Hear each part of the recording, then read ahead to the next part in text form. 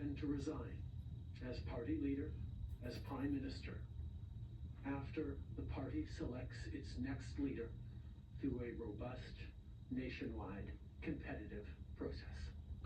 Magandang araw po mga Kapinoy sa araw na ito, araw po ng Lunes, January 6, 2025. At sa umagang ito, pag-uusapan po natin ang pagre-resign ng dating Prime Minister ng Canada na si Prime Minister Justin Trudeau. Sa loob po ng kanyang panunungkulan sa 9 na taon ay hindi po naging maganda ang kanyang pagiging pamamalakad sa gobyerno ng bansang Canada.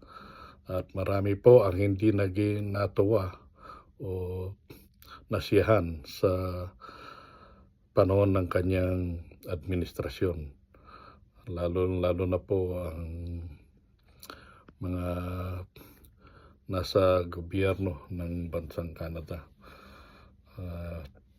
Malalaman po natin yung may iba pang balita na magaganap po sa darating na Marso, ang pinakamalaking eleksyon o grand eleksyon na gagawin para sa pagpapalit ng Prime Minister ng bansang Canada. At yan lamang po ang aking nasasabi, at antabayanan po lamang natin ang mga susunod pa pong mga pagbabalita mga Kapinoy.